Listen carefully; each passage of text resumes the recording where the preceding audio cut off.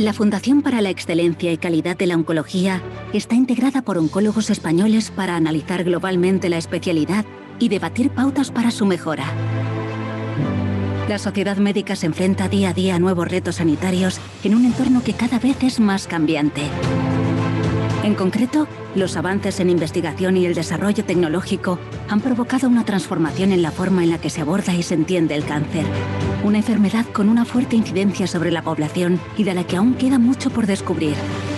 La Fundación ECO ha asumido la misión de garantizar la excelencia en la asistencia oncológica a los enfermos de cáncer, aunando los esfuerzos de expertos referentes en el ámbito de la oncología. Los profesionales de la Fundación ECO promueven la calidad en 3 áreas principales: atención al paciente, educación médica especializada y apoyo a la investigación. Desde su comienzo en 2009, persigue la mejora de la calidad asistencial. Destaca la colaboración con la American Society of Clinical Oncology y la National Comprehensive Cancer Network, haciendo posible el desarrollo de iniciativas como COPI, la certificación COPI y el Quality Training Program. Síguenos en las redes sociales. Fundación ECO. Buenas tardes. Primero de todo, muchas gracias a la Fundación ECO y a Pfizer por invitarnos a estar hoy aquí en esta reunión Road to Quality. Dar las gracias también a los ponentes que nos acompañan esta tarde. Para empezar, tan solo decir que vamos a estar aquí hablando sobre una parte de la oncología que realmente representa gran volumen de las consultas de los que nos dedicamos a tratar pacientes con cáncer de mama. Recordemos que el cáncer de mama luminal representa el 70% de todas las consultas, y aunque no tenemos datos de lo que representa a día de hoy la enfermedad avanzada, sí que empezamos a tener primeras series con tratamiento con hidroxiclinas que nos dice que los números son mayores de los que pensábamos. Por ello creo que tiene sentido estar hoy aquí. Nos acompañan 3 magníficos ponentes. Primero de todos, el doctor Miquel Àngel Seguí, del Hospital Parc Taulí de Sabadell. Nos hablará sobre inhibidores de ciclinas, implicaciones clínicas en el tratamiento de cáncer de mama. A continuación, la doctora Mireia Margelí, del Hospital ICO Badalona, nos hablará sobre la situación actual del acceso a los tratamientos en enfermedad luminal, cual yo creo que es importante. Están llegando nuevos fármacos y tenemos que ver si tenemos acceso a ellos y cómo se van a posicionar. Y para finalizar, la doctora Sonia Pernas, del Hospital ICO Hospitalet, hablará sobre propuestas para mejorar el acceso a tratamientos óptimos en el sistema público de salud, lo cual creo que es un reto para ella porque es difícil. Así que sin más, adelante, pediría a los ponentes que si pueden se ciñan al tiempo para respetar al máximo y que podemos llegar al final a los 20 minutos de discusión, y animaría al público a ir enviando las preguntas a través del chat para que sí después podamos debatir. Adelante, doctor Seguí. Hola, buenas tardes. Gracias, María. Gracias. Lo primero, agradecer a la Fundación ECO y a Pfizer la oportunidad de hablar, aunque sea telemáticamente. Vale, empezamos a compartir pantalla. Muy bien. Como decía, lo primero es agradecer a todos, y lo primero, como manda actualmente en toda presentación, es dar mi disclosure, que en este caso implica a las 3 empresas que tienen inhibidores de ciclinas, y empezar recordándoos a todos que la mayor cantidad de muertes, como ha dicho antes María, la mayor cantidad de pacientes y, por tanto, desgraciadamente, la mayor cantidad de muertes por cáncer de mama metastásico sigue siendo en pacientes con fenotipo luminal.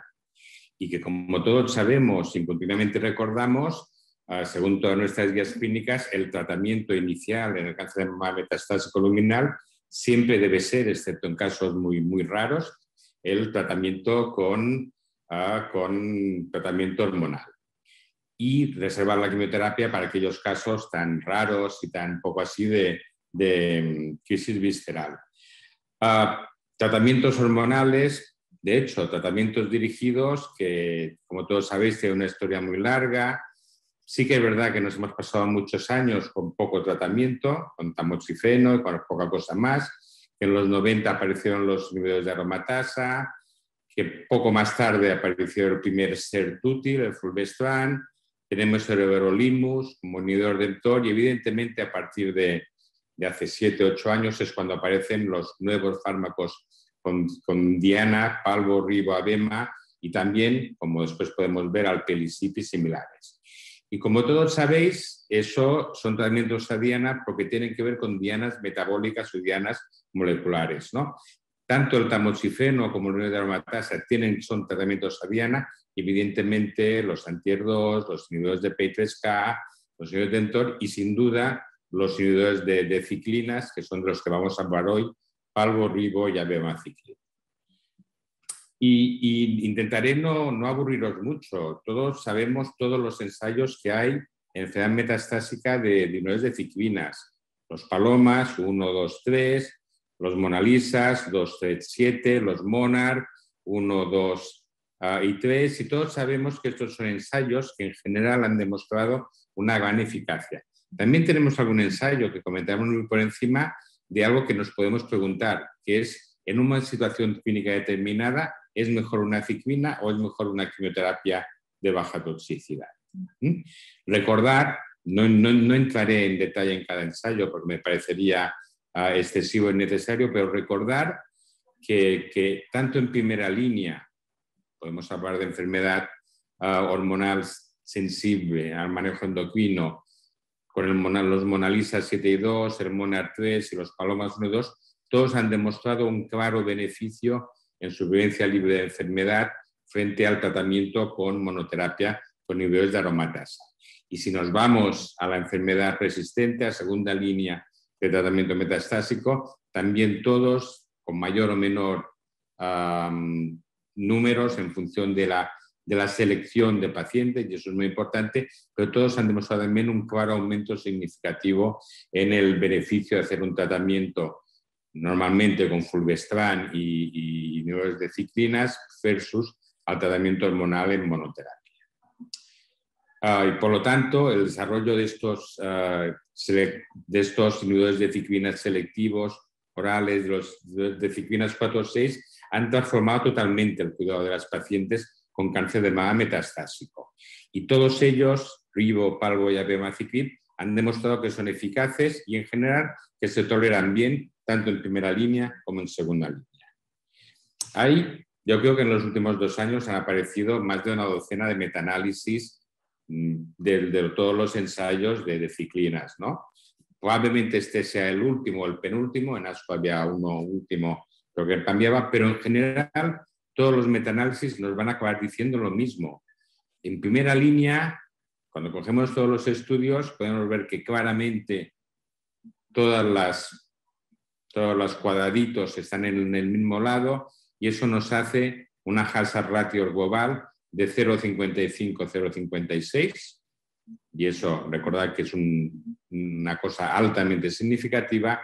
Y en segunda línea, en enfermedad resistente a inhibidores de aromatasa, pues prácticamente lo mismo, y en este caso la hazard ratio es prácticamente lo mismo, ¿no? Por tanto, nos planteamos que con cualquiera de los 3 y en cualquiera de las situaciones que se han estudiado, el uso de inhibidores de ciclinas para PFS tiene una hazard ratio de 0,55 más o menos, lo que quiere decir que prácticamente reducimos a la mitad el riesgo de progresión de la enfermedad.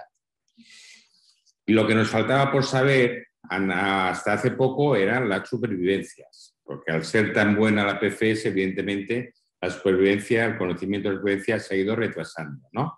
Y en ese sentido, los metaanálisis de los que ya tenemos, recordad que hay un ensayo importante del que todavía no tenemos datos de supervivencia, pues al final también nos dice lo mismo. En enfermedad de primera línea, en enfermedad sensible a manipulación hormonal, hay un claro beneficio en supervivencia, con una hazard ratio de 0,75, prácticamente el mismo que en segunda línea, con una hazard ratio de 0,77. Por tanto, tanto en primera como en segunda línea, hay también un claro beneficio.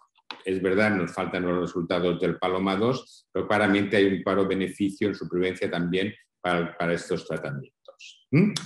¿Qué tenemos de nuevo más allá de estos metaanálisis? Pues como sabéis, en ASCO se han presentado los resultados actualizados de 2 ensayos, uno es el Paloma 3, en segunda línea, donde con más seguimiento se sigue manteniendo un claro beneficio en supervivencia global, con una hazard ratio de de 0,81.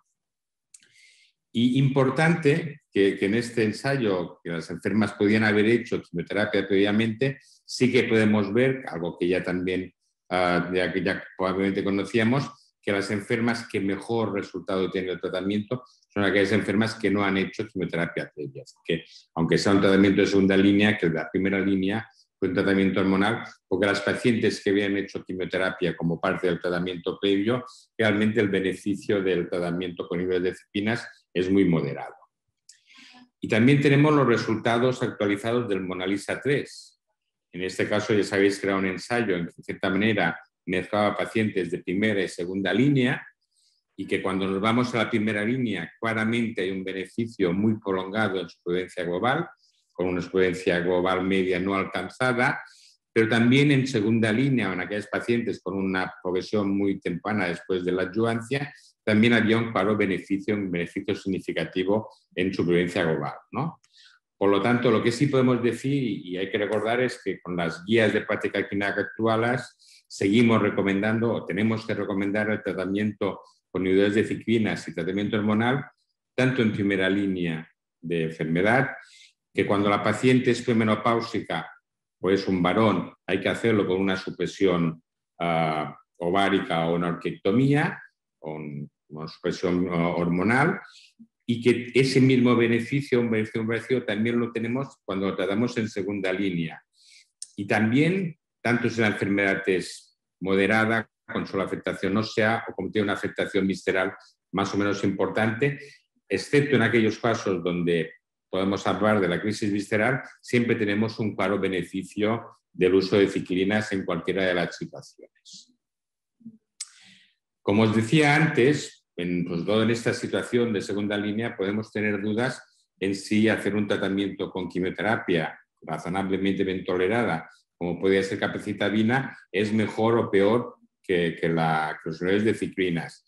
Como habéis visto, el beneficio en segunda línea es real, pero menor, y el estudio PEL, en el cual todos participamos, comparaba una rama de capecitabina a dosis, entre comillas, estándar, con una rama de tratamiento hormonal y palbociclib, y estamos hablando de segunda línea, con una cohorte con el semestano y una cohorte con fulvestrant.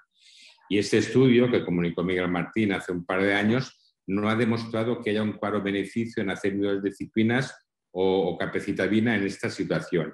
Y en cierta manera eso lo que nos dice es que hay que volver a insistir en que lo más importante en esas mujeres es hacer el tratamiento si ponemos en primera línea tratamiento que se tolera bien, que es altamente efectivo, y eso nos permite reservar siguientes líneas, como puede ser la capecitabina, para la segunda línea, ¿no? Pero que en primera línea razonablemente es más importante usar los inhibidores de ciclinas. Sí que es verdad que el estudio coreano, muy parecido, el Young Pearl, donde se hacía lo mismo, pero en mujeres básicamente premenopáusicas, sí que había un beneficio de las ciclinas versus la quimioterapia. Pero hay que tener en cuenta que en este ensayo, a diferencia del PEL, más de la mitad de las pacientes eran en primera línea, con lo cual claramente es más manifiesto el beneficio de los niveles de ciclinas, ¿no? Pero probablemente eso también confirma que en primera línea hay que usar siempre niveles de ciclinas y reservar las otras opciones de tratamiento, como veremos más adelante, para la segunda línea de tratamiento. Otra discusión que podemos tener o que hemos tenido en los últimos años era cuál era el tratamiento hormonal óptimo como partner del inhibidor de ciclina, ¿no?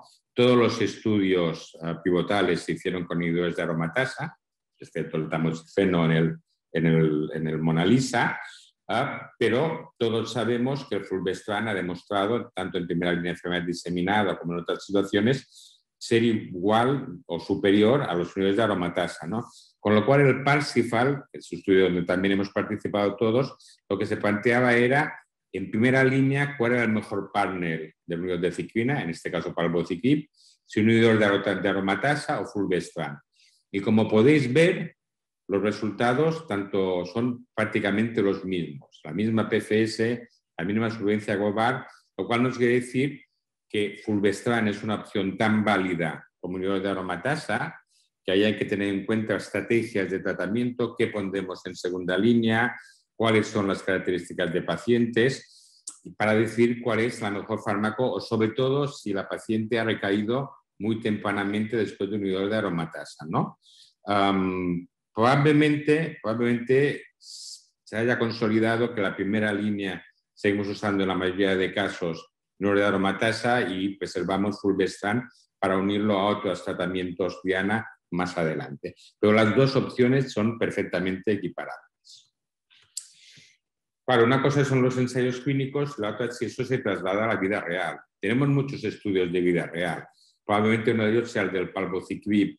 Tenemos varios de palbociclib donde se demuestra que la tasa de respuesta es equivalente a los ensayos clínicos, que la tasa de PFS es equivalente, incluso un poco superior a los ensayos clínicos y que incluso el nivel de ajuste de dosis es un poco más bajo, lo cual demuestra que en vida real esos datos son perfectamente mantenibles, ¿no? Que en la mayoría de casos se usa inhibidor de aromatasa, pero que una buena parte también usan fulvestrant, que el beneficio es el mismo, como ya hemos visto en el Parsifal, y que a nivel de influencia de progresión, influencia global, pues los datos replican muy bien los de los ensayos clínicos. Y que eso es válido para todos los subgrupos de pacientes. Es decir, clínicamente, como todos sabéis, no podemos decir cuál es la paciente que no se va a beneficiar del inhibidor de ciclina. Y además, también tenemos datos, tanto en palbociclib como en ribociclib, que todos los subtipos intrínsecos luminales se benefician por igual de las ciclinas, con lo cual tampoco eso nos va a servir para diferenciar o para escoger cuál tenemos que usar. Es evidente que hay diferencias. Hay diferencias básicamente en el perfil farmacodinámico, que tiene que ver con qué ciclina inhiben, que tiene que ver con su ruta de administración, con el esquema de tratamiento, que los diferencia un poco, porque también diferencia la toxicidad. Hay diferencias en cómo se unen ACD4 y ACD6, y eso hace que haya variaciones en la toxicidad. Hay diferencias también en la cantidad de ciclinas no las de ciclo que también inhiben, y eso también da lugar a diferentes toxicidades. Como podéis ver, la estructura tridimensional es parecida, pero no es exactamente la misma, y eso hace que tengamos diferencias en toxicidad. La PFS es exactamente la misma, la experiencia es exactamente la misma, muy parecida, pero sí que hay diferencias en toxicidades. Básicamente, de los metaanálisis parece que tanto ribo como abemaciclib son un poquito más tóxicos que palbociclib a nivel general, aunque eso probablemente sean diferencias muy mínimas. Generalmente, como sabéis, los principales problemas de las ciclinas son la neutropenia, más para palbo y para ribo que para abemaciclib, y abemaciclib básicamente su principal problema clínico es la diarrea y el cansancio.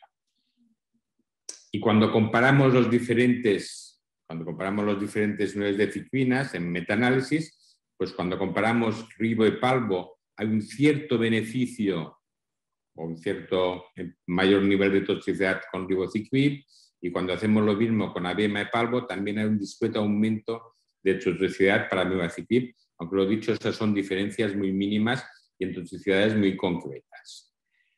Recordar que además las ciclinas pueden dar problemas de tromboembolismo, y el que más parece ser el abemaciclib, que hay problemas de cardiotoxicidad básicamente con ribociclib, y que eso tiene que ver con características concretas del ribociclib sobre los canales de sodio y potasio, y que también tenemos esa neumonitis intersticial que cada vez somos más capaces de ver, que lo producen los tres y que tal vez, obviamente porque se ha estudiado mejor, sea un poco más frecuente con abemaciclib.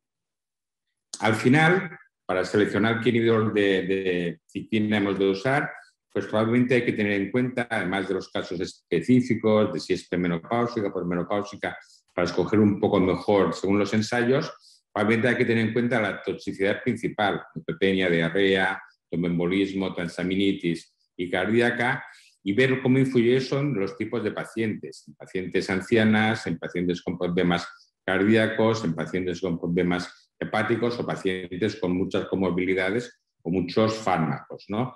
De tal manera que probablemente lo único que podemos hacer es ver en casos concretos si hay algún fármaco que tenga tal vez una mejor indicación. Y esta, que es una propuesta que hizo Roncato hace el año pasado, pues probablemente es un punto de salida, ¿no? En función de las comorbilidades, pues la toxicidad, si hay una toxicidad cardiovascular, probablemente el ribociclib sea el fármaco con menos capacidad de uso. Si tenemos un problema preestablecido gastrointestinal, pues probablemente amevaciclib por su diarrea, sus náuseas, sea el que menos hemos de usar. Cuando tenemos un problema renal, lo mismo con el amevaciclib por la diarrea. Cuando tenemos pacientes con problemas hepáticos, pues probablemente el ribociclib lo hemos de evitar para evitar empeorar esa toxicidad hepática. Si en cambio para pacientes con metástasis cerebrales, pues a lo mejor por los datos que tenemos, amevaciclib sea el fármaco a escoger, ¿no? Y en pacientes con muchos tratamientos, con muchas polimedicación, pues también en función de la mayor o menor cantidad de interacciones farmacológicas, pues podemos escoger uno u otro. De todas maneras, esto no deja de ser una propuesta que tiene que ver con situaciones clínicas muy concretas y, como todos sabemos, cada paciente es particular, tiene que ver también con lo lejos que viva del hospital, con los tipos de controles que queremos hacer, pero al final lo que podemos concluir es que el estándar actual de tratamiento en cáncer de mama metastásico luminal tiene que ser un inhibidor de ciclinas con tratamiento hormonal, tanto en primera línea como en segunda línea, y eso se ha conseguido demostrar sin comprometer la calidad de vida del paciente, independientemente de la menopausia, independientemente de que tengan enfermedad visceral, que además ahora tenemos la evidencia de que hay un beneficio también en supervivencia, que normalmente usamos inhibidores de aromatasa en primera línea y fulvestrant en segunda línea, aunque probablemente en algunos casos podemos usar fulvestrant también en primera línea, pero probablemente eso tenga que ver con nuestra organización o nuestra previsión de líneas de tratamiento, que sigue siendo inciertos. Yo sigo sin ser capaz de definir cuál de los tres es más eficaz, si es que hay diferencias de eficacia reales entre uno y otro, y que por lo tanto, si nos basamos evidentemente no hay ningún ensayo que los compare, si nos basamos en comparaciones directas, parece ser que todos son razonablemente igual en eficacia, tanto en primera línea como en segunda línea en general, y que por lo tanto elegir uno u otro tiene que ver con muchas cosas, y una de esas cosas que se puede tener en cuenta es el perfil de toxicidad y el perfil de características del paciente que nos haga escoger mejor uno u otro, ¿no? Y que sin duda, hay que recordar que seguimos sin tener ninguna información realmente útil que nos permita seleccionar qué pacientes tienen que hacer o no tienen que hacer, o tienen que recibir o no tienen que recibir unidades de ciclinas. No tenemos ningún estudio que nos demuestre que ningún factor clínico o ningún factor biológico que conocemos es capaz de predecirlo, y por lo tanto sigue siendo necesario que vayamos más allá, que sigamos haciendo estudios de pronóstico y de predicción para ver qué factores son los que nos llevarán a escoger qué tiene que hacer un paciente o cuál inmunodisciplina tiene que recibir. Y hasta aquí todo y muchas gracias. Muchas gracias, Miquel Ángel. Damos paso a la doctora Margelí y así después, al final de todas las presentaciones, tenemos tiempo para la discusión. Muchas gracias, María. Muchas gracias también a la Fundación ECO y a Pfizer por promover este tipo de reuniones. Y empezaremos con mi presentación, si podemos ver las slides. Bueno, hemos estado hablando y nos ha explicado súper bien el doctor Seguí, como siempre, qué evidencia tenemos con estos fármacos tan interesantes. Ahora vamos a hablar de algo de lo que yo no sé por teoría, pero sí que sé por experiencia, ¿no? Como nos pasa a todos los oncólogos. La situación actual de acceso de los tratamientos en la enfermedad luminal, ¿no? El acceso a los fármacos es algo con lo que convivimos cada día, con el furor de la batalla y del día a día a veces no pensamos en esto, pero cuando uno se pone a reflexionar en retrospectivo, pues piensa que hasta qué punto esto puede condicionar la eficacia de nuestra vida real, en nuestro mundo real, sobre los nuevos fármacos que van apareciendo también en enfermedad luminal. Un segundo. Vale, de acuerdo. Vale, el problema de acceso a los fármacos sabemos que es un problema muy frecuente y así pues se ha ido recogiendo en diferentes comunicaciones. Los medios de comunicación se hacen eco pues de que este viene a ser un problema, ¿no? En algunas publicaciones, algunas revistas nos hablan de que casi la mitad de los servicios de oncología médica tienen barreras para acceder a los fármacos. El presidente de SEOM pues nos lo recordaba también. Desde ESMO también se van haciendo este tipo de advertencias, y si bien tenemos que reconocer que vivimos en un entorno privilegiado dentro del contexto del planeta, ¿no? Sí que somos exigentes y sí que nos gustaría que pudiéramos tratar en términos de equidad, ¿no? Y una vez conocemos la evidencia, nos gusta aplicarla. Pero ¿qué pasa, ¿no? Desde que vamos ahora ya no vamos, pero lo seguimos desde casa, o en un congreso vemos que hay una presentación de datos de eficacia. Y bueno, a partir de ahí se ponen una serie de maquinarias en marcha hasta que los organismos oficiales, primero la FDA, después la EMA y finalmente en España el informe de posicionamiento terapéutico, informes importantes como el de la Sociedad Española de Farmacia, como es el informe Génesis, aparecen, ¿no? Pues de ahí hasta que nosotros podemos prescribir un fármaco pasa un tiempo y hay una demora que en muchos casos nos parece inaceptable, ¿no? Por ejemplo, el rango de meses transcurridos desde la fijación de precio reembolso hasta la aprobación para su prescripción puede rondar entre 5 y 17 meses. Y si pensamos desde la aprobación por la EMA, pues incluso la mediana es superior, ¿no? ¿Por qué pasa esto? Y incluso ahora introduciremos otro concepto, el de la heterogeneidad, porque este tiempo es variable en función de la comunidad autónoma en la que nos encontremos, ¿no?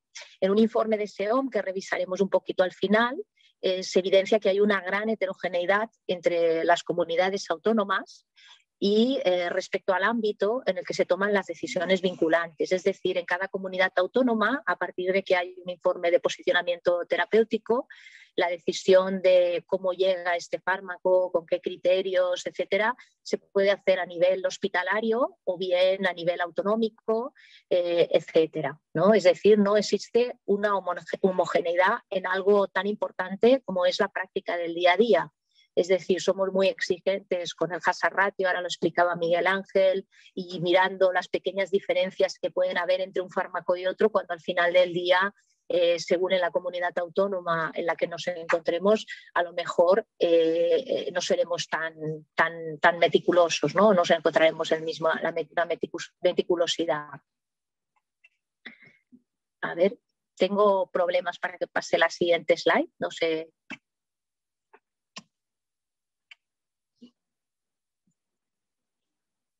Así, pues para un poquito argumentar esto, aquí tenemos una publicación, con el precio medio de los medicamentos, ya bien de marcas o de genéricos, las diferentes comunidades autónomas y la media española.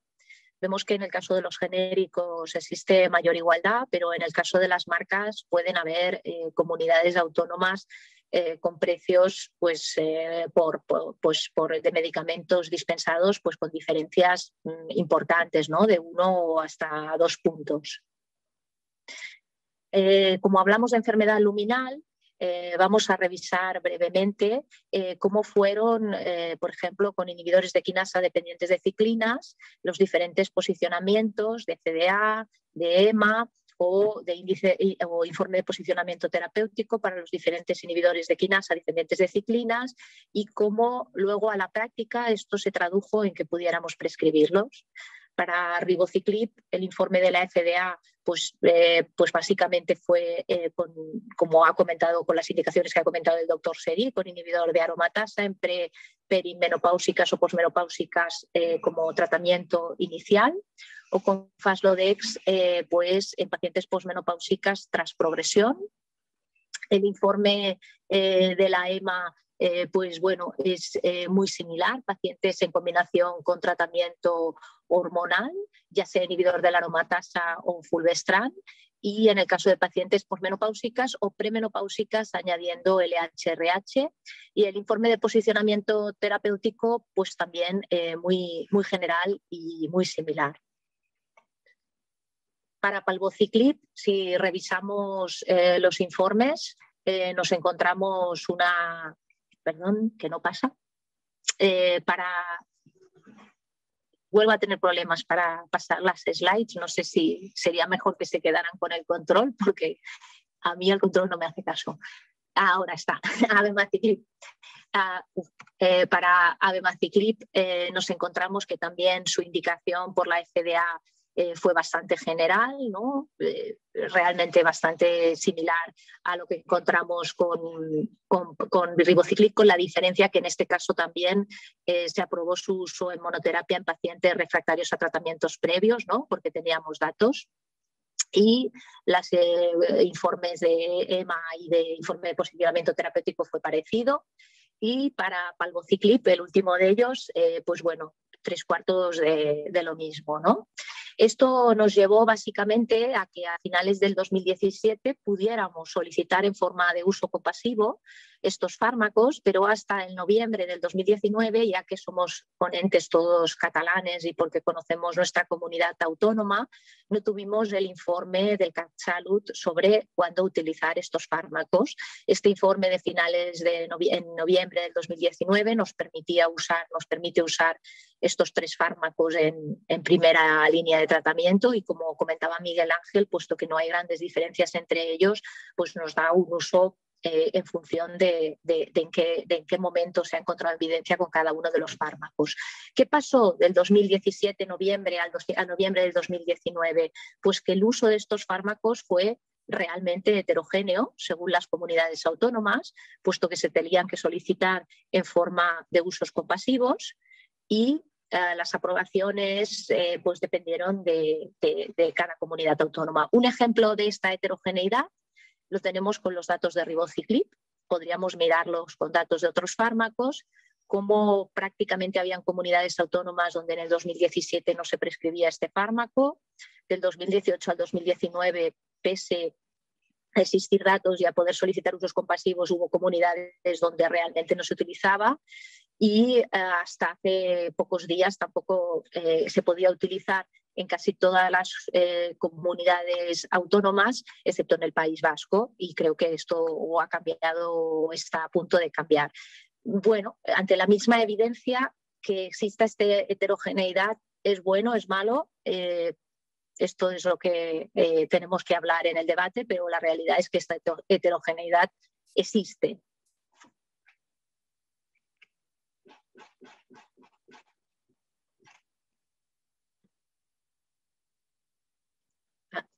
Muchas gracias, porque no consigo que pase. Bueno, vale, gracias. Bueno, hemos hablado un poquito qué ha pasado en cuanto a los inhibidores de quinasas. ¿Qué pasa con alpelisib? Con alpelisib tenemos informe de la FDA que nos habla que podemos utilizar este fármaco en combinación con Faslodex en pacientes posmenopáusicas con cáncer de mama, hormonosensible y mutaciones de PI3K, HER2 negativo. Y la FDA lo aprueba tras progresión a un régimen basado en endocrinoterapia.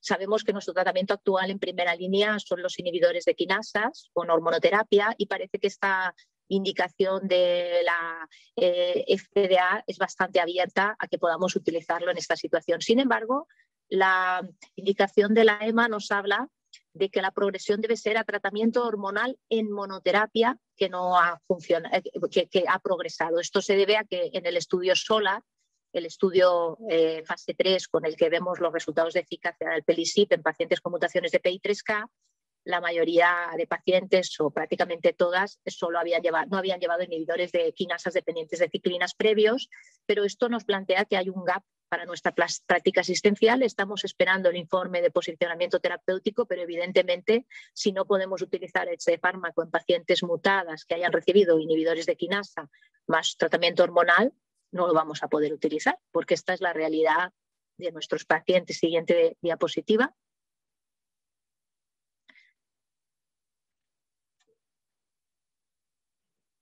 Sin embargo, sabemos por el estudio BELIEVE los datos de la primera rama de tratamiento, ¿no? Sabemos que en el estudio de BELIEVE se intenta responder a esta cuestión clínica, en el que pacientes que se han tratado con inhibidores de quinasa, ya sea con inhibidor de la aromatasa o ya sea con Faslodex, a la progresión se tratan con alpelisib con el tratamiento hormonal que no hayan recibido. Y sabemos que la rama de inhibidor de quinasa más inhibidor de la aromatasa, que se trata la progresión con Faslodex, inhibidor de PI3K, tiene resultados similares a los resultados de SOLAR. Por tanto, nos parece que alpelisib tiene que ser una opción factible para las pacientes que progresen a inhibidor de quinasa. Siguiente diapositiva. ¿Qué ha pasado con alpelisib? Pues bueno, alpelisib aún no tiene informe de posicionamiento terapéutico, se espera para pronto. Hubo un programa financiado por Novartis de febrero del 2019 a febrero del 2021, en el que las pacientes que cumplieran una serie de criterios pues disponían, si se solicitaba y era aprobado, disponían de alpelisib pues con un año de gratuidad o hasta progresión durante 12 meses. Más allá de 12 meses debe pagarlo el centro. Son pacientes que ahora pueden estar en esta situación, ¿no? Y habrá centros ahora que se encontrarán en esta situación que tienen que financiar este fármaco porque tienen largas respondedoras. Y en este programa se acogieron más de 280 pacientes de más de 80 centros en España, pero volvemos a una situación de heterogeneidad. Aquí la interpretación es si en estos fármacos con datos preliminares, con estos datos de eficacia, que a lo mejor estas pacientes pueden tener una alternativa de tratamiento, es inequidad, que no sea lo mismo en todas las comunidades autónomas, o si existe una alternativa de tratamiento aparte de esta, no hablamos de equidad. Es decir, ¿ha de haber solo una alternativa de tratamiento para que este fármaco se tenga que dar sí o sí? Bueno, esto es lo que tenemos que debatir. También aquí en este programa hubo heterogeneidad porque se abrió en todas las comunidades autónomas excepto en País Vasco y en Murcia. Siguiente slide, por favor. ¿Y qué nos pasa ahora? Que ahora este fármaco se tiene que solicitar pues, con un informe de uso compasivo, tiene el precio de referencia europeo, aunque parece que existe el compromiso del laboratorio de que cuando haya un precio en nuestro país sea este el que retrospectivamente se aplique. Y de febrero del 2021 ahora, la prescripción de este fármaco viene vinculada a la solicitud de estos usos compasivos. De nuevo hablamos de heterogeneidad porque en Cataluña, Asturias y el País Vasco no se está solicitando. Un poquito el argumento es que estos pacientes pueden tener otras opciones de alternativas terapéuticas, que no es su única opción, y está sobre la mesa este debate de hasta qué punto esto es equidad o inequidad. Esto es lo que tenemos que debatir entre todos. Siguiente diapositiva. ¿Y qué nos dice SEOM? SEOM hizo un estudio muy interesante, creo que es lo que tiene que hacer un grupo cooperativo de este calibre y creo que es fantástico que esto fuera así, sobre el acceso a los fármacos, pero también el uso de biomarcadores, el acceso a los biomarcadores. Me voy a centrar solo en el acceso a los fármacos. Siguiente diapositiva. Había un comité de expertos y se realizaron encuestas en 146 hospitales. A 146 hospitales se les enviaron, participaron 84 centros, al menos 62% de nivel 3. Y se habían datos sobre el centro, la población a que hacía referencia, cómo se tomaban las decisiones, qué órganos de decisión había, si había participación del oncólogo y también sobre los tiempos, ¿no? Que es un concepto que hemos introducido al principio, qué tiempos había para la aprobación de estos fármacos. Siguiente diapositiva. Que se evaluaron en ese momento en cuanto a los fármacos que nos afectan para enfermedad luminal son básicamente ribociclib y palbociclib en indicación de primera línea de tratamiento. Siguiente diapositiva. Y las conclusiones a las que se llega pues es que existen diferencias significativas entre las diferentes comunidades autónomas en el ámbito de la toma de decisiones vinculantes, aunque respecto a un informe que había previo hay mayor centralización a nivel autonómico, que creo que esto es un aspecto positivo, ¿no? Las respuestas del estudio indican que un 51% de los casos las decisiones se toman a nivel hospitalaria de salud, pero ha bajado respecto a 2015. Creo que yo pienso, en mi opinión, creo que no debería ser así, sino que debería ser más general esta toma de decisiones, y en un 42% a nivel autonómico, que se ha incrementado respecto al 2015. En el 58% de la respuesta se ponía que la información sobre las comisiones u órganos de decisión vinculantes no siempre era de acceso público y no siempre se disponía de ella. Si esto es así, pues yo creo que nos debemos preocupar.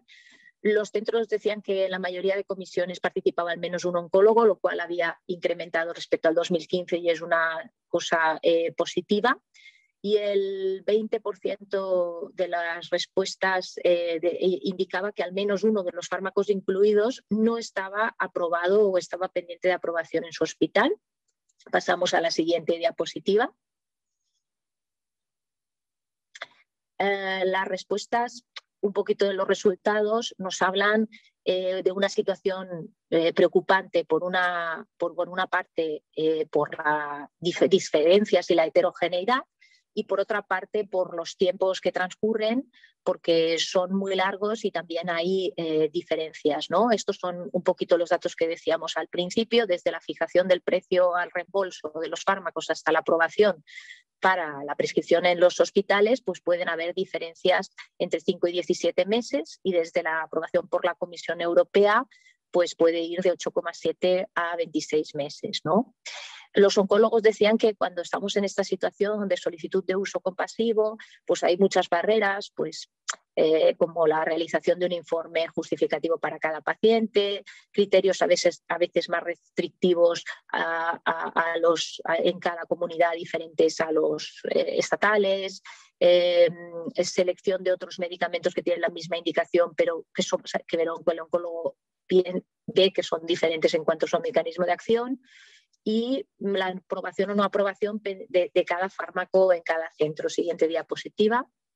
Las propuestas, finalmente, viendo todos estos resultados de SEOM, son un poquito las siguientes: incorporar biomarcadores, establecer procedimientos estandarizados y un marco regulatorio, determinar qué biomarcadores se realizan en qué hospitales y cuáles son los centros de referencia, y reducir las diferencias y homogeneizar las condiciones de acceso, haciendo que se cumplan en todo el territorio nacional. Y una mayor transparencia, una mayor eliminación de barreras. Siguiente diapositiva.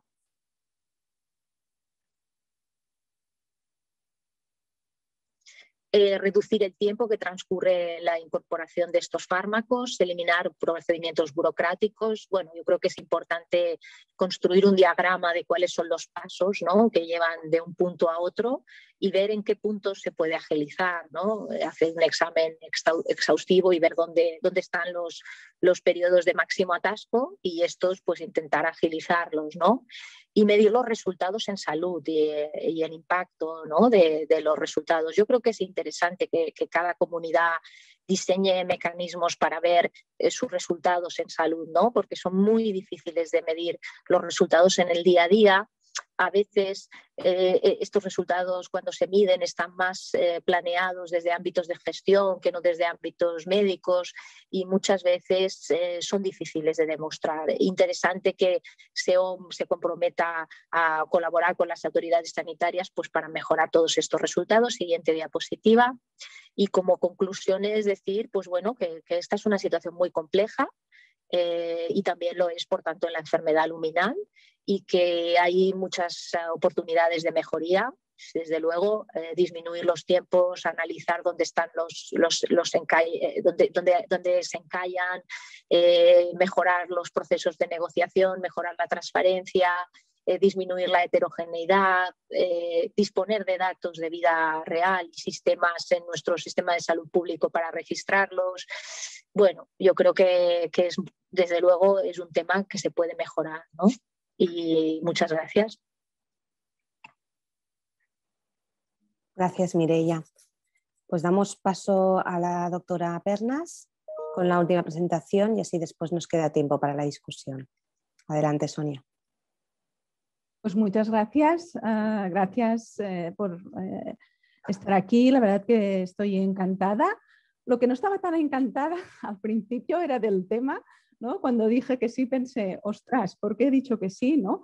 Pero os tengo que decir que me ha gustado mucho revisarlo y que creo que es importante también que los oncólogos, ¿no? o sepamos cuál es la situación, ¿no? El acceso a nuevos fármacos y pensar también cómo nos podemos implicar para mejorar este acceso, ¿no? Creo que Mireia ha hecho una magnífica presentación de cuál es el estado. Hay algunas cosas que nos solaparemos, pero yo creo que ¿no? La idea es contribuir a cómo podemos mejorar, ¿no? esta desigualdad. Solo para complementar muy bien a lo que ha dicho Mireia, ¿no? ¿Cuál es la situación a nivel económico y social actual, ¿no? El tema del COVID y el impacto que ha tenido esto en el PIB ha sido mucho más, como veis, ¿no? Mucho más marcado que la propia crisis financiera, ¿no? La disminución del PIB a nivel mundial fue del 3%, ¿no? Mucho más marcada. En la crisis financiera sí que disminuyó menos, lo que fue más mantenida en el tiempo, ¿no? Entonces, bueno, importante tenerlo en cuenta en qué situación económica estamos, ¿no? Y podemos decir, bueno, este año se espera, ¿no? Un crecimiento ¿no? que en España es del 6%, podemos decir, no está nada mal si lo comparamos con otros estados, ¿no? Otros países de economías avanzadas, pero es que partimos, ¿no? de una pérdida de un 11% de PIB en el 2020. Fuimos la economía que la COVID impactó más. Por tanto, aunque tengamos esta mejora del 6,4% positiva, todavía estamos en negativo, ¿no? Y se espera, si la mayoría de países se recuperarán o volverán a niveles previos a la COVID, ¿no? Durante este año o a principios del año que viene, España, como veis, aquí en amarillo a la izquierda, se prevé que no se recupere hasta principios de 2023. O sea que la situación económica, que al final impacta en la sanitaria, es realmente preocupante.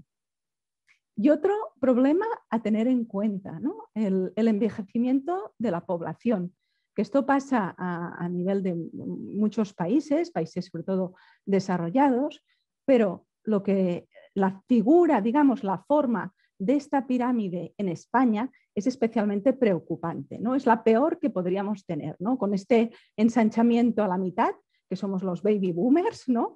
Y que realmente, ¿no? Lo que dicen, que no habrá pensiones, ¿no? Ya nos podemos preparar porque no las habrá, ¿no? Como vemos, quien nos tiene que sustentar abajo, realmente, ¿no? La base de esta pirámide, ¿no? Es realmente muy pequeña. Muy bien, ¿no? Lo que decíamos, ¿qué implicaciones tiene, ¿no? La situación económica actual, la situación social para la sanidad, ¿no? Pues como vemos, ¿no? Las presiones que está sufriendo el ámbito sanitario son impresionantes. Estamos ya en un momento pues, que se está comprometiendo la sostenibilidad del sistema, ¿no? ¿Por qué? Por este aumento del gasto en sanidad, ¿no? que cada vez que hay, ¿no? en países cuando más desarrollado la población, ¿no? insiste en que se gaste más en el PIB, envejecimiento de la población y que la innovación diagnóstica y terapéutica es acelerada, irá a más, ¿no?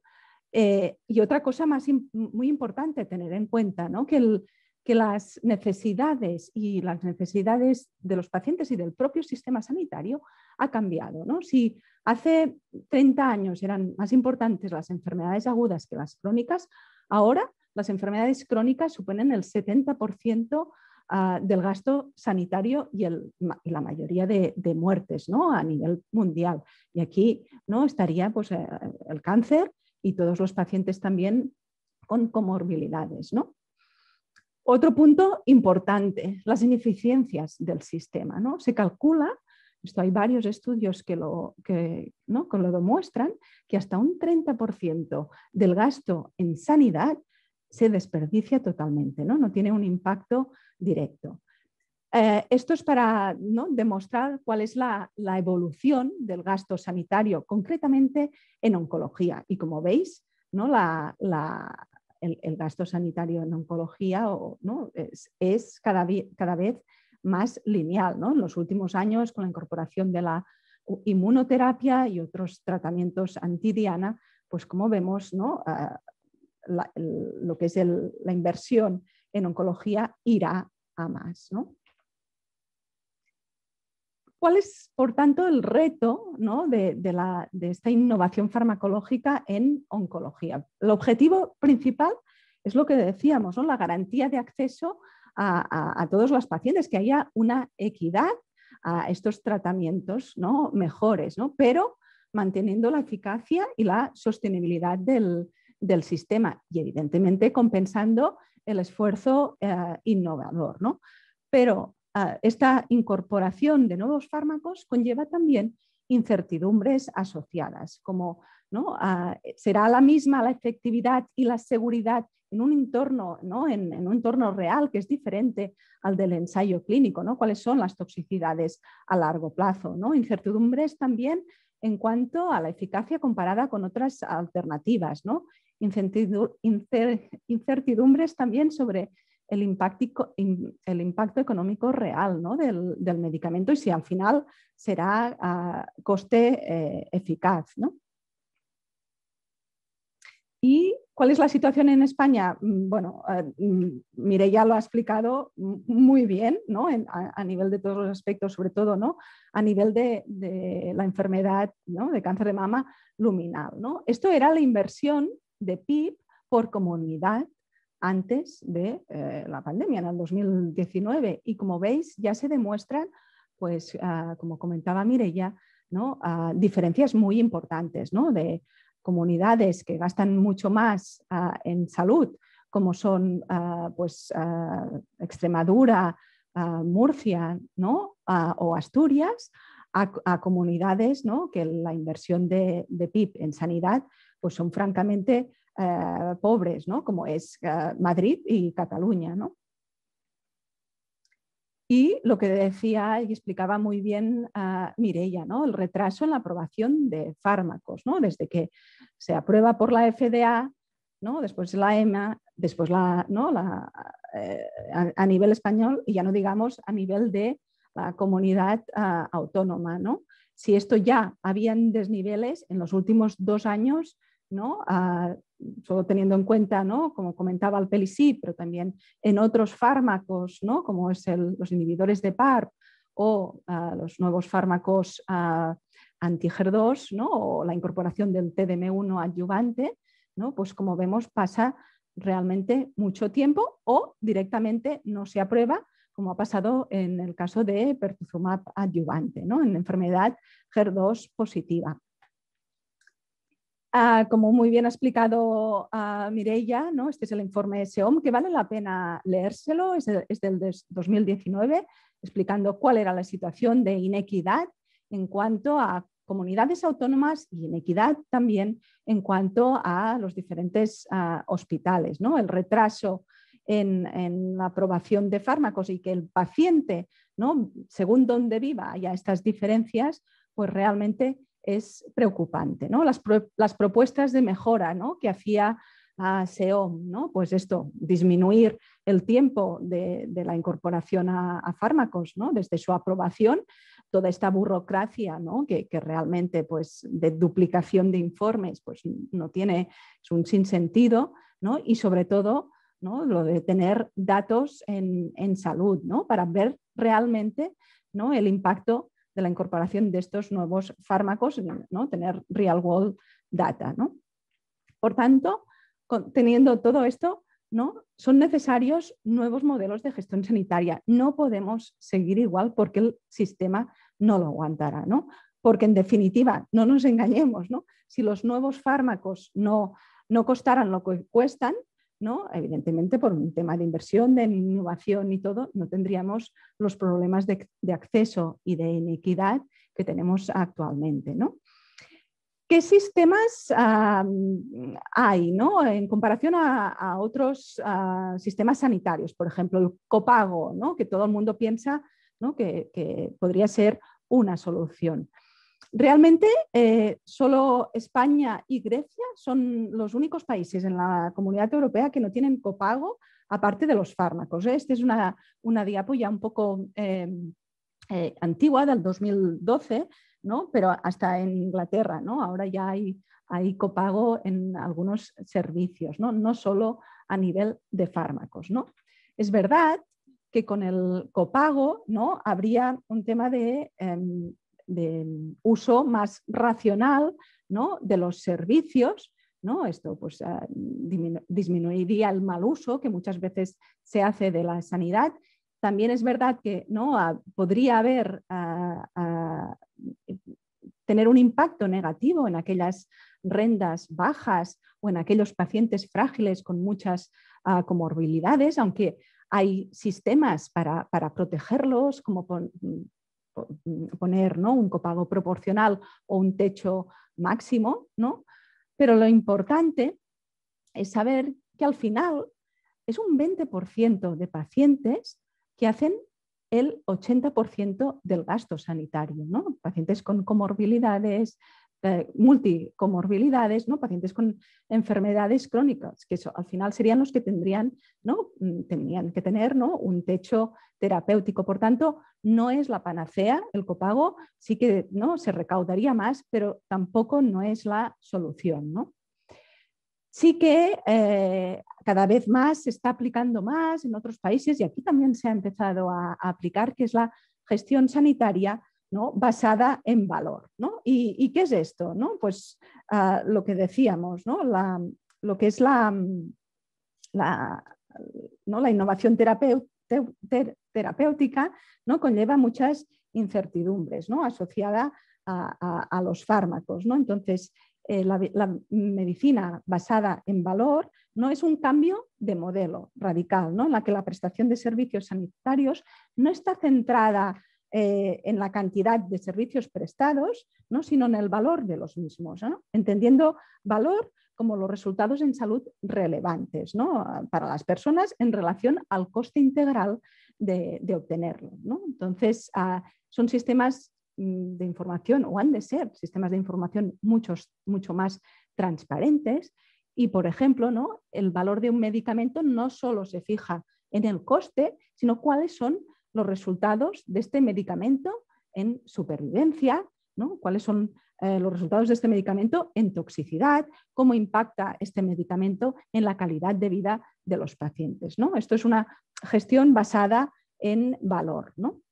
Porque con el tema de los fármacos, ¿no? hay diferentes modelos, ¿no? de financiación, ¿no? El modelo tradicional del descuento, según si hay un volumen de compra muy elevado, pues un descuento general, ¿no? concurso de medicamentos, bajada de precios o techo de gasto, pero que esto lo marca el Ministerio de Sanidad, o el esquema de pago por resultados. ¿Y qué es esto del esquema de pago por resultados? ¿no? Pues en este caso, en este sistema, el sistema sanitario solo financia el coste de los pacientes que realmente responden de forma eficaz a un tratamiento determinado en un periodo de tiempo, ¿no? Es decir, esto digamos que corresponsabiliza a la industria, ¿no? también con los riesgos, ¿no? y con la estabilidad del sistema sanitario, ¿no? Es una corresponsabilización, ¿no? se comparten resultados y riesgo, ¿no? Entonces tiene la ventaja de que los pacientes, ¿no? tienen acceso a tratamientos innovadores, ¿no? Seguramente esto disminuiría el tiempo a estos nuevos fármacos, ¿no? Como veíamos, tenemos objetivos alineados, ¿no? todos a la una, y tendríamos lo que ¿no? hemos dicho que es necesario tener, que son datos, ¿no? en la vida real, fuera de un ensayo clínico, que esto a la vez, ¿no? generaría conocimiento, ¿no? para poder evaluar nuevos fármacos. Y lo más importante también, ¿no? limita el impacto presupuestario, ¿no? en los sistemas si no hay beneficios. Un momento, pero hay barreras también. ¿Podéis pasar a la anterior, que se me ha pasado solo? Gracias. ¿Cuáles son estas barreras, no? No todo es color de rosa. Estos acuerdos a veces llevan mucho tiempo, es un proceso muy lento y, como siempre, ¿no? La burocracia en todo esto y los costes administrativos pues son altos, ¿no? Y no siempre pues, son válidos para todas las situaciones, ¿no? En estos pagos por resultados se necesitan, ¿no? Ítems que se puedan valorar a corto tiempo. Si son resultados muy a largo plazo, pues será difícil, ¿no? de ver cómo se puede evaluar. Y también requieren de sistemas de información muy complejos, ¿no? Que estén preparados realmente para analizarlo, que a veces también conlleva un coste importante, ¿no? Bueno, estos son los pasos a aplicar, ¿no? En cómo hay que hacer para hacer un esquema de pago por resultados, ¿no? Hay que valorar bien el grado de incertidumbre, identificarlas, estas incertidumbres, valorar qué grado es y qué impacto presupuestario es el esperado, ¿no? Y bueno, evidentemente que han de ser fármacos, ¿no? Que tengan indicación autorizada, financiada, ¿no? Y teniendo claro cuál es la área terapéutica del medicamento. Por tanto, ¿no? Estamos en una situación económica y social preocupante. Son necesarios nuevos modelos que sean, ¿no? que rompan con lo que hemos hecho hasta ahora, ¿no? Para que realmente, ¿no? Lo que decíamos, ¿no? Los pacientes tengan acceso a estos nuevos fármacos, que evidentemente se necesitan sistemas que evalúen estos riesgos, estas incertidumbres, ¿no? Y que, bueno, podría ser el copago o, sobre todo, ¿no? Gestión sanitaria basada en valor, como es el esquema de pago por resultados, ¿no? Que es una forma de gestión basada en valor, o a lo mejor necesitamos ambos, ¿no? Lo dejo un poco para la discusión y ya está. Muchas gracias. Muy bien, muchas gracias a los tres. Yo creo que excelentes revisiones y había temas que no eran fáciles, así que bueno, he aprendido muchísimo. Para empezar un poco la discusión, yo creo que podemos ir en orden. Tenemos 15 minutos para debatir. Vamos a empezar por lo que más nos gusta o más sabemos, ¿no? Como oncólogos, que es la clínica y el día a día. Y mi primera pregunta para los tres sería: Miquel Ángel ha hecho una excelente revisión, ha mostrado todos los datos, has hablado pues mucho del Parsifal, que es importante porque yo creo que la pregunta del presente está ahí. Entonces yo creo que, sabiendo que claramente pues parece que no hay diferencias entre empezar una primera línea para una paciente endocrino sensible con inhibidor de aromatasa o fulvestrant, ¿cuál es vuestra opción preferida en la clínica diaria? Y después, si hay alguna paciente, si me decís todos inhibidor de aromatasa, ¿habría alguna paciente que, siendo endocrino sensible, os plantearíais fulvestrant de inicio? Bueno, empiezo yo. A mí también me gusta hablar de la farmacoeconomía, ya lo sabéis, ¿eh? Sí. A ver, yo creo que como son iguales inhibidor de aromatasa y fulvestrant, a ver, sigue siendo más cómodo una pastilla al día que 2 inyecciones cada 4 semanas. Sí que es verdad que el cumplimiento es más fácil con el fulvestrant y a lo mejor esa sería una situación, la señora, entre comillas, difícilmente cumplidora, aunque todos sabemos que con los tratamientos hormonales eso no siempre es fácil, y aquella mujer que acaba de progresar, entre comillas, que ha progresado hace 11 meses, que ha acabado la adyuvancia, pues a lo mejor le pondría fulvestrant antes que ponerle inhibidor de aromatasa, ¿no? Pero probablemente para la mayoría de casos yo creo que es mejor guardar el fulvestrant, porque después, si queremos poner algo, le hace el Pelicit o lo que sea, lo tenemos que hacer con fulvestrant.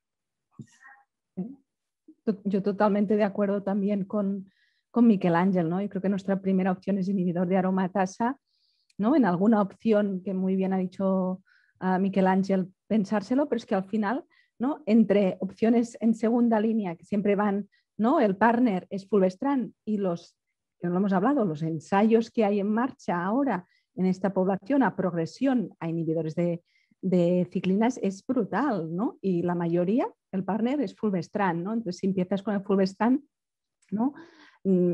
Esa paciente ya no se podrá beneficiar de estudios que combinan, ¿no?, nuevas moléculas con fulvestrant, ¿no?, o fulvestrant alpelisib, ¿no? Sí, yo coincido con mis compañeros. La respuesta pragmática sería inhibidor de aromatasa, y excepto en paciente que no pueda tragar bien, que las hay, que les da mucha manía a las pastillas, paciente poco cumplidora o paciente que expresamente quiera una vía no oral. La opción teórica sería poder disponer de las mutaciones de PI3K y SR1, y si la paciente viene de un tratamiento hormonal previo en adyuvancia y ha podido desarrollar mutaciones de SR1, valorar si poner Faslodex, ¿no? Y si la paciente tiene mutaciones de PI3K, pues desde luego no utilizar el Faslodex para guardarlo para alpelisib después. Pero es cierto que más allá de alpelisib, como bien decían los compañeros, todas las opciones que vengan después de la primera línea van a ser con Faslodex. Y creo que bueno, una cosa es la teoría, otra es la práctica, y en la práctica pues se impone el inhibidor de la aromatasa, ¿no? Sí, yo estoy de acuerdo con vosotros y es lo que hago. Lo único que luego que había dejado las preguntas de alpelisib para luego, pero ya que lo has tocado, realmente sí que probablemente la aprobación nos venga con Solar, con fulvestrant, pero con los datos de BELIEF de la cohorte, con las pacientes que recibían letrozol y alpelisib, ahí sí que podríamos estar tranquilos, ¿no? Que si es portadora de mutación tendríamos ese chance, pero bueno, yo sería la única excepción. En el resto yo creo que también pienso que hay que guardar el fulvestrant a posteriori.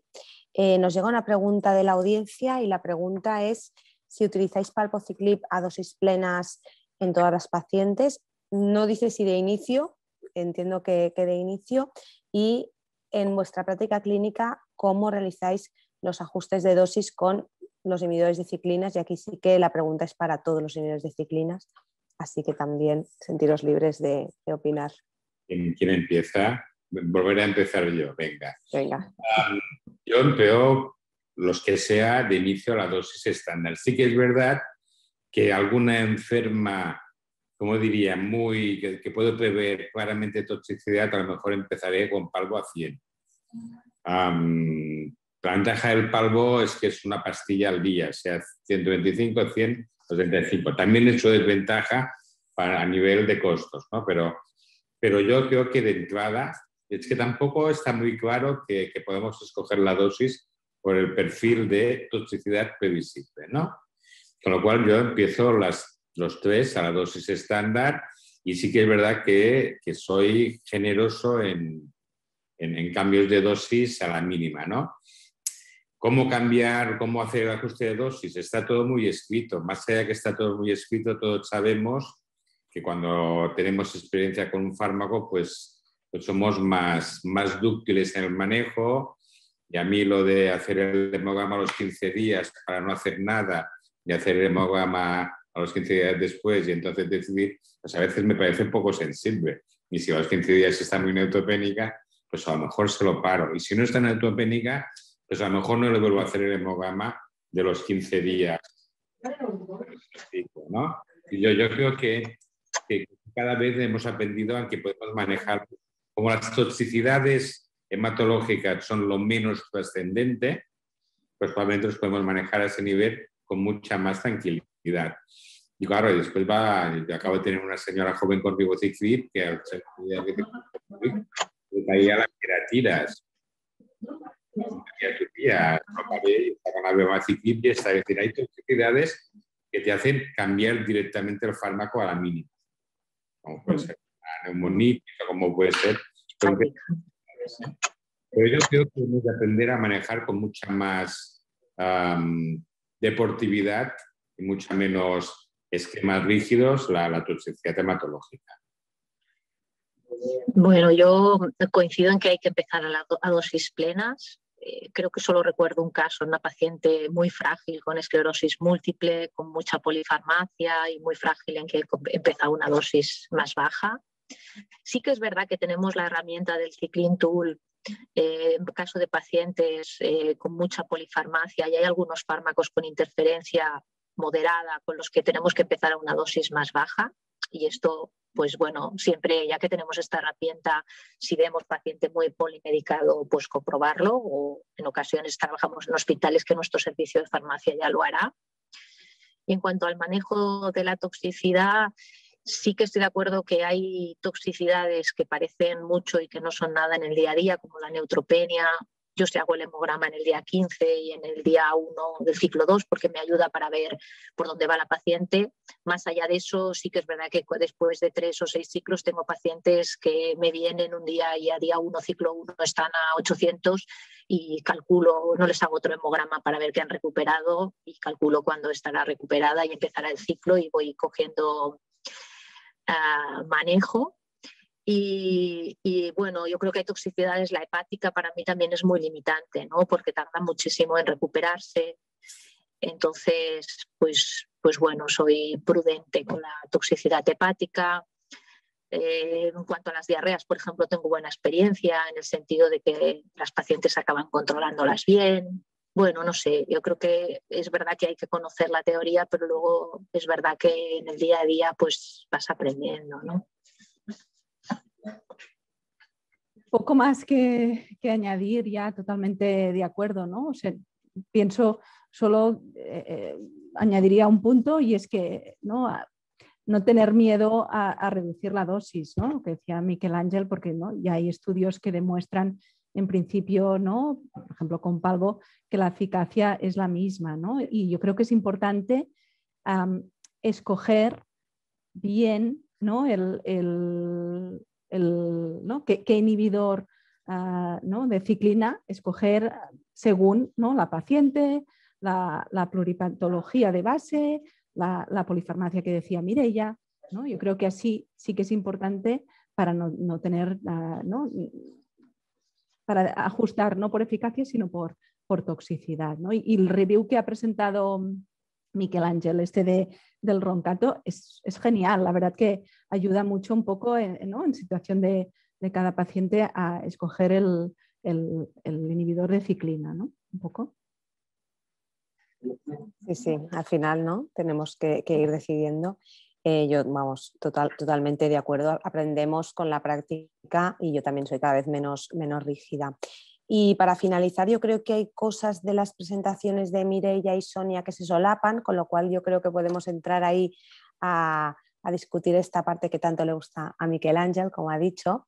Y es realmente, he aprendido mucho de vuestras presentaciones porque nunca tengo tiempo de revisar esto, de las diferencias entre comunidades, de cómo se hace la aprobación.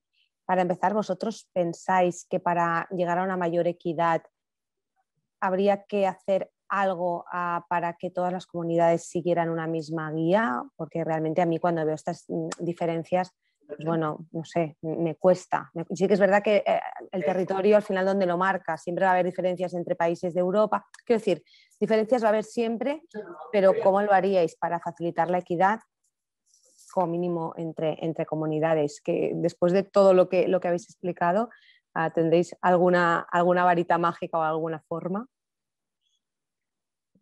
Yo, como lo haría, tengo que ser sincera, pero voy a decir que no lo sé.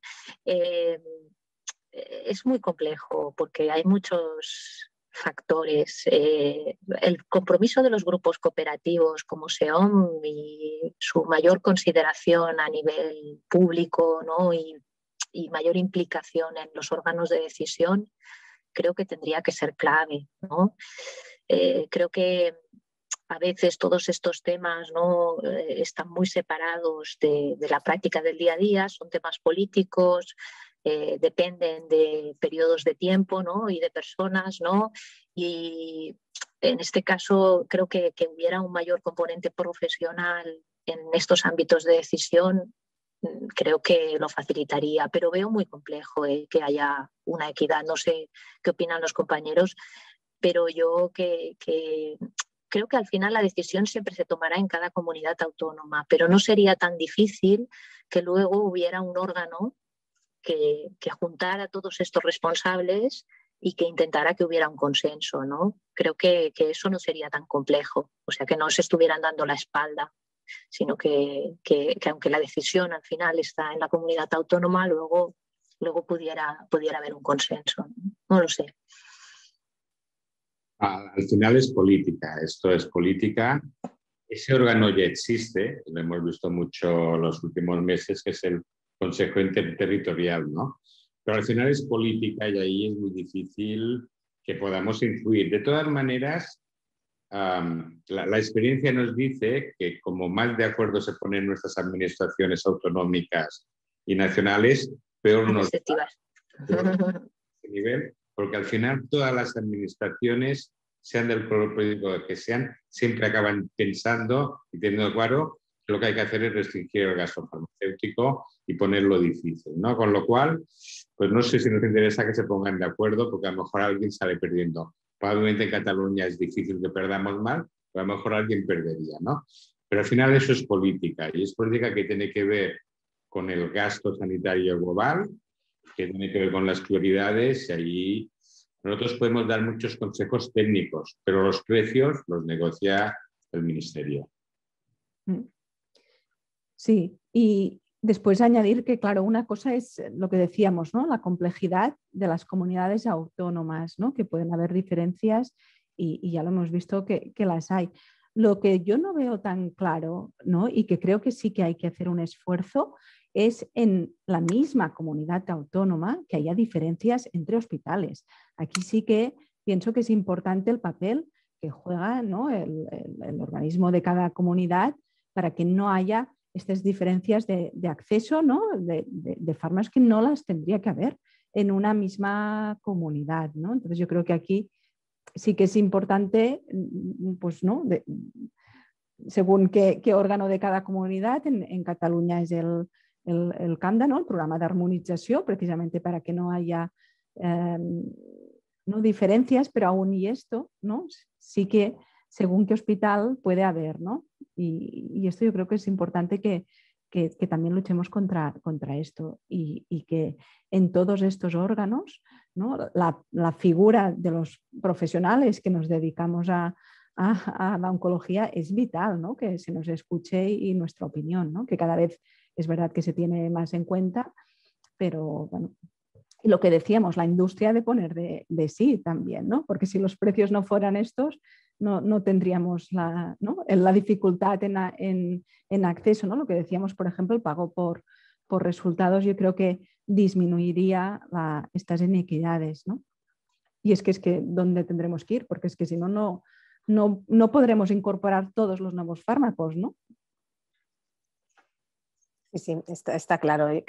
Tú proponías el pago por responsabilidades, también proponías el copago sanitario, lo cual, oyéndote, es algo que parece fácil, pero mientras te veía pensaba, si mañana te llamara el Ministerio de Sanidad, a ver quién es el ministro que propone esto, porque sabe que automáticamente en un estado en el que vivimos y con la mentalidad que tiene la mayoría de la población, pues ese ministro dejaría de serlo a los pocos días. Quiero decir que son medidas que en Europa y en la mayoría de países se han aplicado, pero que son son poco populares, con lo cual es difícil. En cambio, el pago por resultado yo creo que a lo mejor puede ser más fácil de entender por todas partes. Yo creo que al final no somos conscientes de la suerte que tenemos con el sistema que tenemos, aunque tengamos que mejorarlo en muchos aspectos, pero bueno.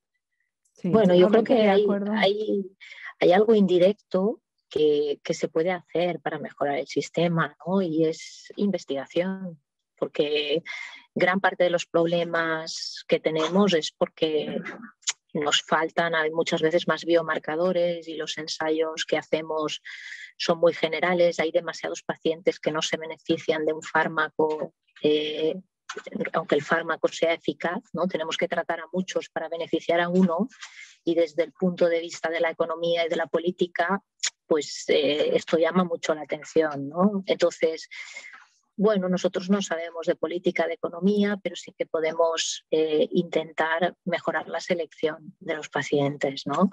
Y mejorar el diseño de ensayos para que al final sea más fácil defender que el fármaco aporta un gran beneficio, que no hay otro que puede sustituirlo, ¿no? Entonces, bueno, yo creo que es lo que más podemos hacer desde nuestra perspectiva. Sí, sí, eso está claro. El problema es que esto pasa por una buena ayuda para proyectos de investigación y actualmente los fondos públicos son inexistentes. Entonces, nuevamente es política, ¿no? Si no diseñamos fondos a investigación y desarrollo, estamos en un bucle difícil, pero totalmente de acuerdo. Así que, bueno.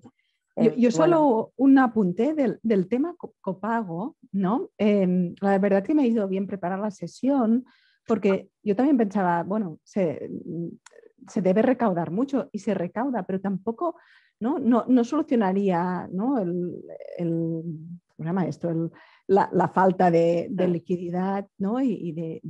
¿no? Para pagar, porque es lo que decíamos, al final es este 20% de pacientes, ¿no? que hacen el 80% del gasto sanitario, ¿no? Que está relacionado con las enfermedades crónicas y tal. El tema de la popularidad, evidentemente que no es popular, pero fíjate, en Cataluña lo tuvimos durante ¿qué? Un año y pico, ¿no? El tema tampoco no pasó, ¿no? O sea, y hubo críticas y así, pero tampoco, no sé, ¿no? No sé. Yo creo que tendremos que explorar nuevas fórmulas, ¿no? Y no es popular, no es lo que quieren, pues que si no, nos vamos a quedar sin sistema, ¿no? No sé. Sí. Bueno, pues nada, yo creo que podríamos estar toda la tarde porque son temas muy interesantes, pero hemos llegado al tiempo. Así que muchas gracias, Miquel Ángel, que se ha tenido que desconectar antes porque tenía una paciente, Sonia y Mireia. Realmente, bueno, he aprendido muchísimo, así que muchas gracias.